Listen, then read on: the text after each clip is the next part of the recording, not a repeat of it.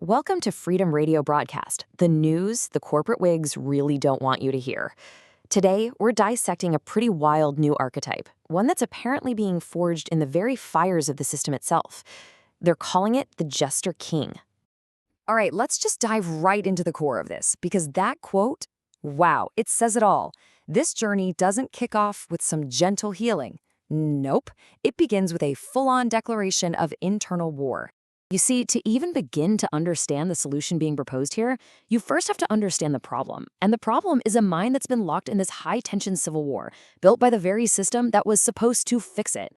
So, on one side of this war, you've got this cold, calculating shell, the dark triad CEO. It's all arrogance and control, and it's weaponizing those traits just to survive.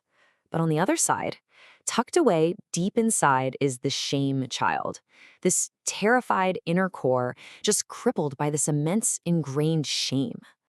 Now, where did this conflict come from?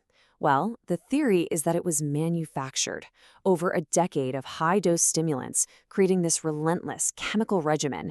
It basically removed the brain's natural brakes right during its most critical development years. Eventually, the harm from the treatment itself, it actually became physical. It ended up corrupting the visual system, causing a permanent neurological injury called oscillopsia. So your sober, everyday reality now wiggles and vibrates all the time.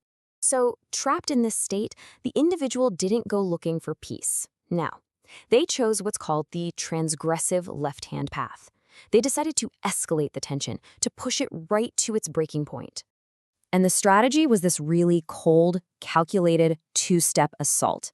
First, you build that false, arrogant ego up until it's just pathologically brittle. You make it as fragile as possible. And then you shatter it completely.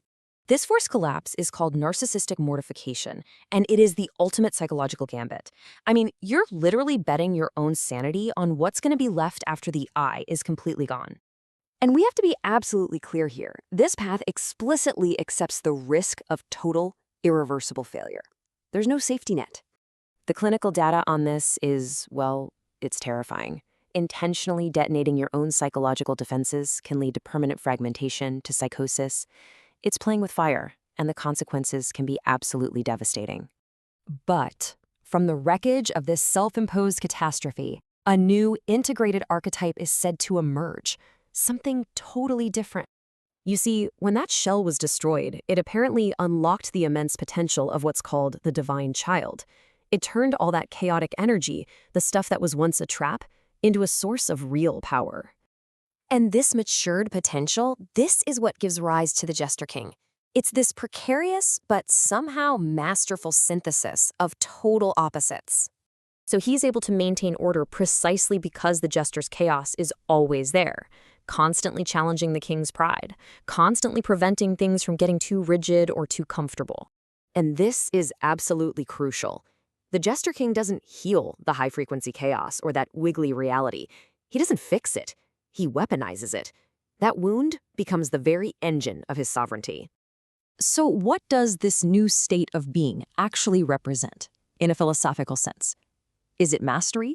Or is it just a new flavor of madness? Well, let's look at Nietzsche's Übermensch. Now, this isn't about being a tyrant ruling over other people. It's about having the courage to master yourself, to create your own meaning in a world where there are no gods to hand it to you. And here's the key. By surviving that collapse, the Jester King combines this deep, agonizing awareness that paralyzes most of us with the ability to act decisively, completely unburdened by what everyone else thinks he should do. But this achievement, it hangs on a razor's edge. It's caught between two totally opposing views of how reality actually works. So, what's the final verdict? Is this true liberation, like Alan Watts might say, the ultimate freedom that comes from realizing your ego was never real in the first place?